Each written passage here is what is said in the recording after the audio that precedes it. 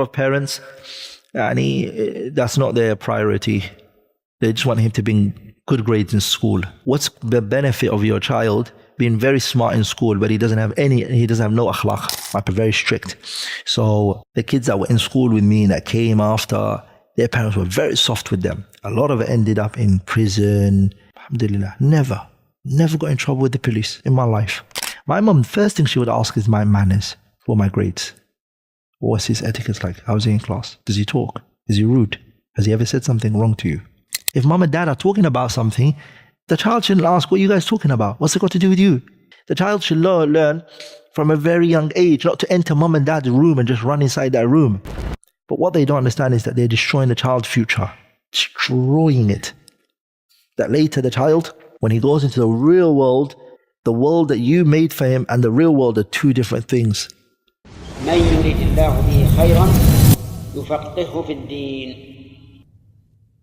Kids, when they're young, they explore so many different things, and it's upon the parents to be observing the child in order to guide him to what is right. The child might do silly things, take what isn't his, not share with his other siblings, or not share and be angry and shout at adults, and all these things parents should nurture the child upon. These are not things that you should be doing. And these things, when a child is taught at a very young age, when he grows older, these things, they carry on with him. And he has this personality with the people that he deals with and the people that he talks to. So this is very important. And that's what the ayah in the Qur'an means. Ya ayyuhalladhina amanu qu anfusakum wa ahlikum nara. To protect yourselves and your children from the hellfire. So this is important.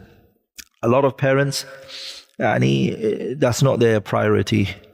They just want him to bring good grades in school.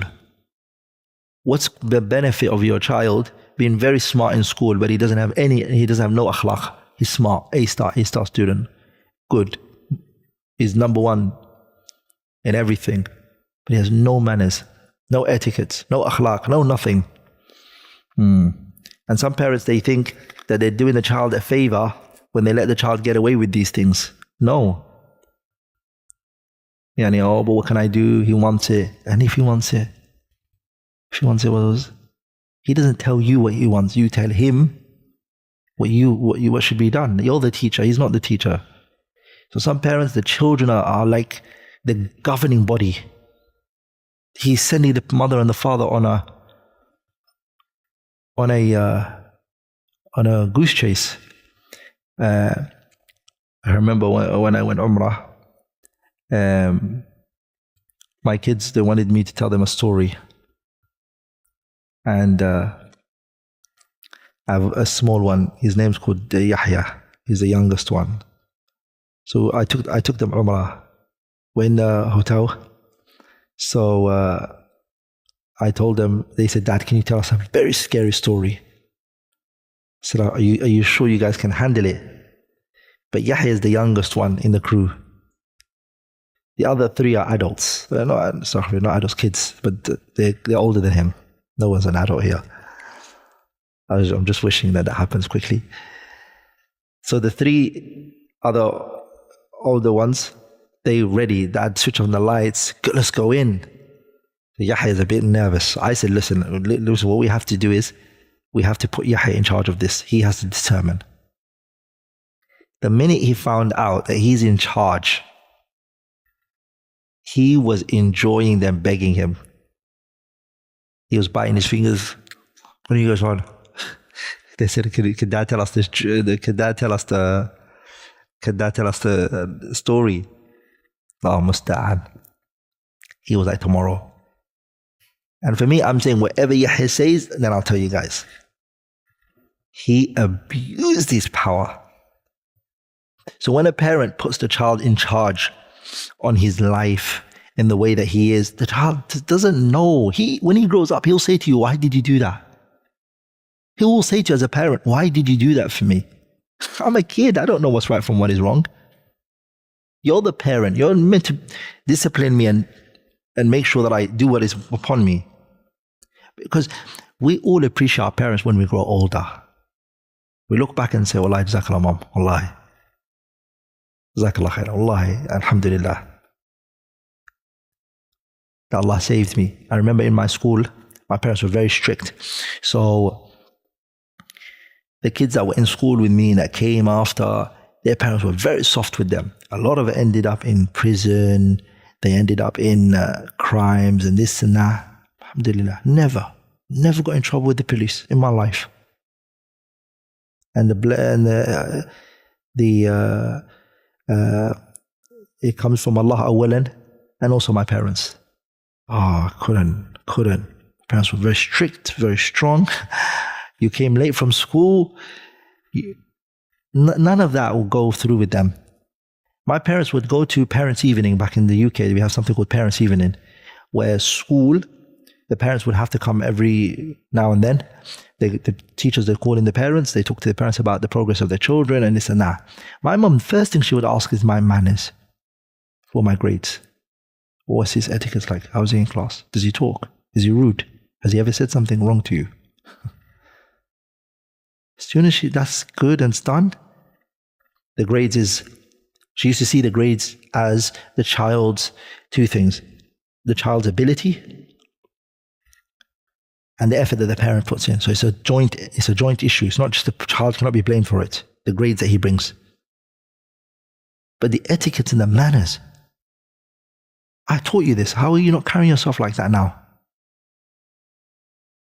So it's very important to focus on this, wallah. And even if your child he lacks everything, if he has akhlaq, he'll get somewhere. Wallah, he'll reach places. If he has patience, resilience, endurance. You have to, even your children, you have to teach them patience. I'm going to tell you guys something today. Dad, tell us now. No, wait. You're not going to, you know what? Because you guys have been pestering me for it, I'm going to tell you guys tomorrow. Patience. You have to learn sabr and wait. They want something. Do you understand my point? You come into a room, I've got something in my hand. I'm not going to share it with you guys now. They should be like, okay, Dad, share it with us when you want. Do you understand? Everything. This is slowly teaching them that when they get into life, teaching them min husn al-Islam al-mar tarku ma la ya'ni. If mom and dad are talking about something, the child shouldn't ask, what are you guys talking about? What's it got to do with you? The child should learn from a very young age not to enter mom and dad's room and just run inside that room. Akhlaq and adab. Knocking on every room he goes into, his sister's rooms, his siblings' his other brothers, knocking when he goes into a room. It's important.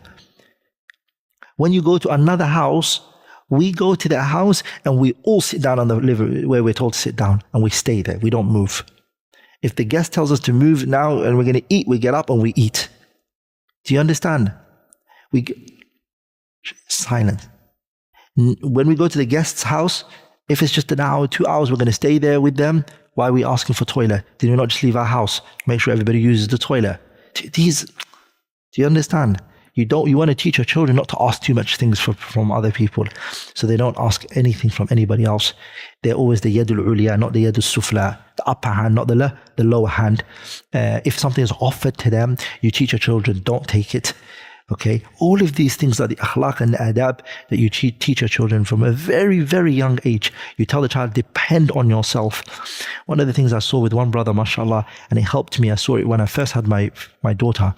So over, even before I had my daughter, sorry. This is 16 years before I got married. I saw this brother, hardworking, saves his money, very good with his money, very, very good. I asked him, where did you get this from? It's good quality, I like this. He works, puts it somewhere. Works, puts it somewhere. You can give any salary, that brother will make something out of that money. Cut down on his income, eating and everything. And he's not stingy because mashallah, he also gives. The thing I learned from him that really is, he said, as a young age, my dad would say to me, go wash the car for me, I'll give you your money. I learned the concept of working and getting paid for my own efforts from a very young age. My dad would tell me, if I do something, he'll pay me for it. And he will pay me. And I'll take that money and I'll put it somewhere. And I'll save it. And I'll give it to my dad and say, Dad, can you buy me this with it? And he'll buy me this with it. He will never go and just buy me it from his own money. What did that teach him? Work for your money that you want. Do you understand? So giving the child money and saying, this is from you, handout. He expects that when he grows older. Do you understand? Your child wants something from you. You have to teach him, so what are you going to give to get that? And as a parent, the thing that you say that you want from him is not something for yourself, because you're trying to teach him selflessness. So you say, I want something that's going to benefit you, that you're going to do for me. How much Qur'an are you going to memorize? How much hadith are you going to memorize for me to do this for you? You teach him you have to work for things. Nothing comes easy. And you drill that in. Yani, there are many things when you look at certain parents, very relaxed with their children. But what they don't understand is that they're destroying the child's future. Destroying it. That later the child, when he goes into the real world, the world that you made for him and the real world are two different things. So he can't keep up because you taught him, take it, it's yours. You want this. He cries for something or makes a big issue about it, you give it to him. So he takes that mindset to the world, he gets beaten up for it. He gets hurt. He gets into prison because of that. He believes my way or the highway. So now you didn't raise him properly. But if you nurtured him the way that, don't beg people, don't ask of people, don't. When he goes into the world, he fits in nicely. You prepared him for the world that is waiting for him. So, مَا نَحَلَ وَالِدٌ وَلَدَهُ, a parent does not give something to his child, مِن نِحْلٍ, أما من نحل, gift, or يعني things, أفضل من أدب حسن, than a good manners, good etiquettes. And etiquettes, wallahi, it's a big thing. It's a big thing, right?